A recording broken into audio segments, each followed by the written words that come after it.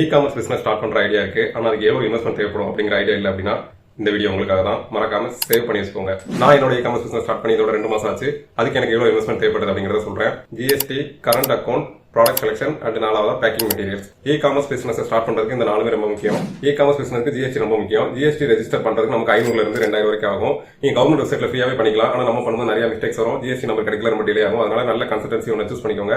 அவங்க 500 இருந்து 2000 வரைக்கும் சார்ஜ் பண்றாங்க. நம்ம ஜிஎஸ்டி நம்பர் வாங்கினதுக்கு அப்புறமா கரண்ட் அக்கௌண்ட் ஓபன் பண்ணி அந்த ஜிஎஸ்டி நம்பர் கரண்ட் அக்கௌண்டோட ஜாயின் பண்ற மாதிரி இருக்கும்.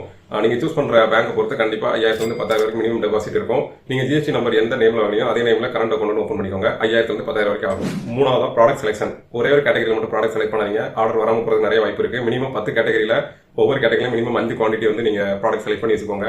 நீங்க வந்து 100 ரூபாய் இல்ல 10 ரூபாய் இருக்கிற மாதிரி கூட ப்ராடக்ட் வாங்கலாம். ஆனா 100 ரூபாய் கீழே இருக்கிற ப்ராடக்ட் வந்து செலக்ட் பண்ணாதீங்க. அது இ-காமர்ஸ் செட் ஆகாத மாதிரி இருக்கும். நீங்க சூஸ் பண்ற ப்ராடக்ட் பொறுத்து தான் இதுக்கான இன்வெஸ்ட்மெண்ட் இருக்க போகுது. நான் 2000 இன்வெஸ்ட் பண்ணி 10 கேட்டகரியில 5 குவான்டிட்டி வந்து ப்ராடக்ட் வாங்கிட்டேன். நீங்களும் வந்து அதே மாதிரி ட்ரை பண்ணி பார்க்கலாம். 4வது பேக்கிங் மெட்டீரியல்ஸ். நம்மளோட ப்ராடக்ட் வந்து கஸ்டமர் கையில சேஃபா ரீச் ஆகணும். அதுக்கு வந்து நம்ம ப்ராடக்ட் வந்து பக்காவா பண்ணி கொடுக்கணும். பேக்கிங் மெட்டீரியல்ஸ் அப்படினாலே நம்ம வந்து கவர்ல கொடுக்கலாம், இல்ல பாக்ஸ்ல கொடுக்கலாம். உங்களோட ப்ராடக்ட்டுக்கு ஏற்ற மாதிரி நீங்க கவர் அண்ட் பாக்ஸ் செலக்ட் பண்ணிக்கலாம். பேக்கிங் மெட்டீரியலுக்கு ஸ்டார்டிங் ஒரு 1000 இன்வெஸ்ட் பண்ணாலே போதும். அதுக்கடுத்து உங்களுக்கு வரக்கூடிய ஆர்டரை பொறுத்து நீங்க அதை இன்க்ரீஸ் பண்ணிட்டே போகலாம். இந்த மாதிரி இ-காமர்ஸ் பிசினஸ் ரிலேட்டடா உங்களுக்கு என்ன டவுட் இருந்தாலும் கமெண்ட்ல கேளுங்க, நான் கண்டிப்பா ஆன்சர் பண்றேன்.